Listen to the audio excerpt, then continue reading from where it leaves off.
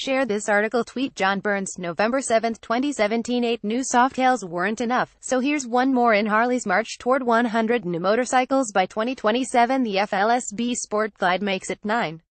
Harley-Davidson pictures this one as a quick-change artist, an aggressive factory custom cruiser outfitted with a detachable fairing and saddlebags ideally suited for touring, cruising or commuting.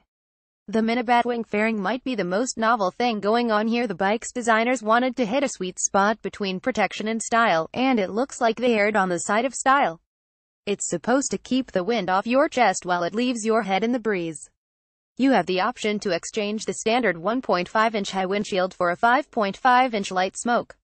Harley-Davidson bringing back the Sport Glide. Other Harleys have bikini fairings, but this is the first use of the shrunken batwing.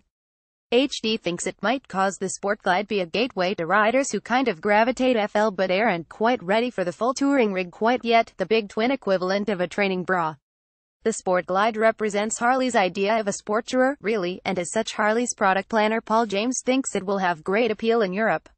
I think he's right, especially now that it's packing Harley's Milwaukee 8107 V-twin. Also because electronic cruise control is standard on this one.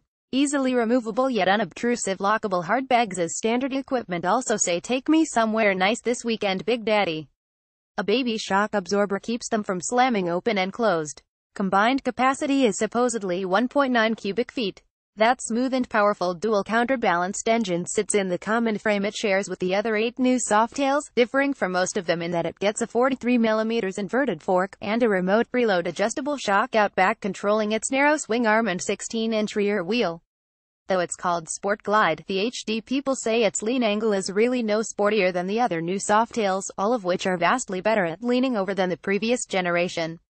Suspension travel is 5.1 and 3.4 inches. F&R Sport also refers to those new Mantis wheels, HD's first directional wheels that don't require you to buy a CVO. The front's an 18 by 3.5 inch and the rear's a 16 by 5. We'll see if a single 300mm front disc 4-piston caliper is enough to get the job done when Herr Duke files his first ride report very shortly. The rear's a 292mm 2-piston setup. A narrower left side primary cover adds to the sportiness also, making for an easier reach to the pavement for your left leg. On the other side, there's a sporty Twantoon exhaust system. Leave the quick-release bags and fairing behind when you wanna, and this is what you're left with. The Daymaker headlight is surrounded by LEDs. Graceful and minimal, the most functional nod to modern times is the electronic cruise control button on the left handlebar. That's a 5-gallon tank. At Harley, not low is a no-go, and the Sport Glide seat is said to be a mere 26.5 inches before you sit on it and reach down to adjust your ride height with a remote preload adjuster, which will be nice after you add the optional sissy bar, tour puck, and hot mama. While you're adding genuine parts and accessories and the economy is booming, you could add a Stage 1 straight cannon muffler or just go full crazy with a Stage 4 114-inch upgrade.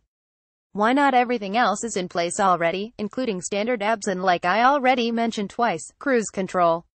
Yeah, I'll have to come up with $18,599 for a black Sport Glide, and a bit more for a twisted cherry or silver Fortune 1. They should be in dealers very shortly, says HD. In fact, there's already at least one in SoCal, which Duke Danger is probably riding while you're reading this. Keep an eye peeled for his first ride ASAP. Follow the rest of our 2017 EICMA show coverage.